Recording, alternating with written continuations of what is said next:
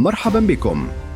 هناك لحظات في التاريخ لا تعلن عن نفسها بصوت مرتفع، بل تزحف بهدوء تحت السطح، بينما تبدو الحياة في ظاهرها طبيعية.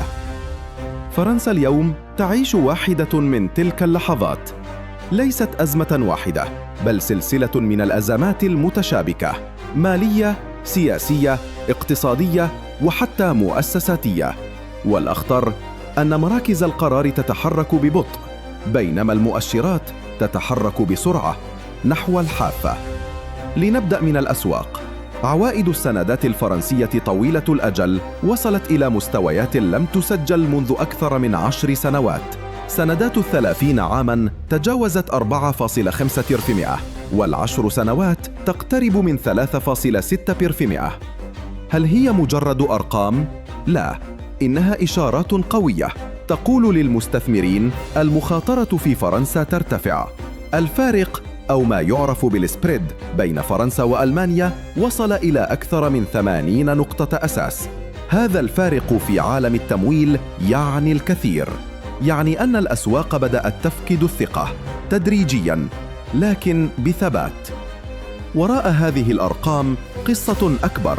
المالية العامة الفرنسية تعاني من نزيف غير مسبوق. في الأشهر السبعة الأولى فقط من العام الجاري بلغ العجز نحو 142 مليار يورو. الدين العام يقترب بسرعة من حاجز 3,500 مليار. أما خدمة هذا الدين أي الفوائد السنوية فقد تتجاوز 100 مليار يورو سنوياً قريباً. أين يصرف هذا المال؟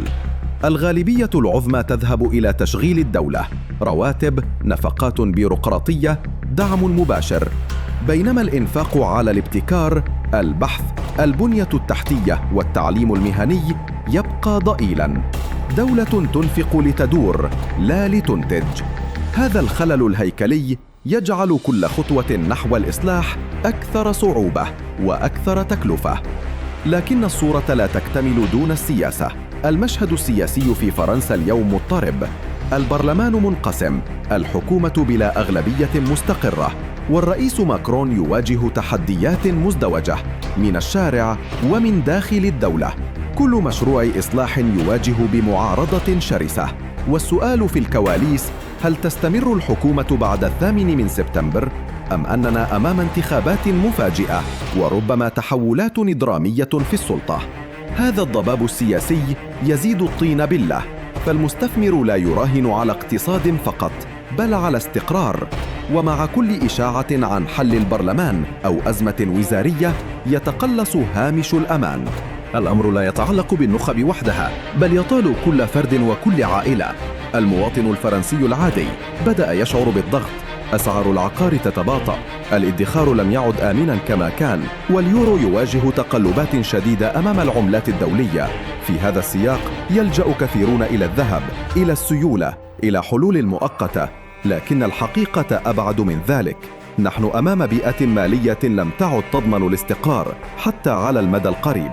هنا يتجه التفكير إلى كيف نحمي أنفسنا.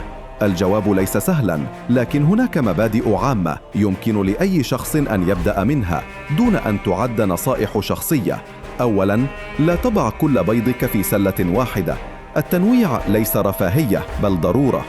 ثانياً، السيولة مهمة، لا تعرف متى تحتاج إليها. وثالثاً، راقب العملات. الدولار والفرنك السويسري عادا للواجهة كملاذات. وأخيراً، الذهب القديم المتجدد يحتفظ بجاذبيته حين تفقد العملات قوتها. لكن حتى أفضل استراتيجيات الحماية ليست بديلاً على الإصلاح الحقيقي. فرنسا بحاجة إلى خطة لا ترقية، إلى شجاعة سياسية لا موازنات إعلامية، إلى قرارات صعبة لا شعارات سهلة. المفتاح: إعادة التوازن بين التشغيل والإنتاج، استثمار جاد في الصناعات، في التعليم، في التقنية. إنه السبيل الوحيد لاقتصاد لا يعيش على القروض بل يخلق القيمة.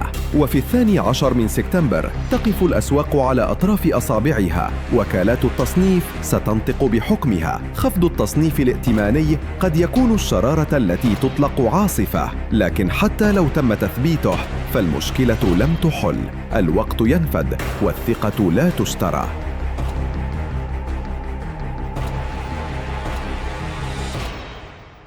ومع كل هذه التحديات يظل الأمل موجوداً.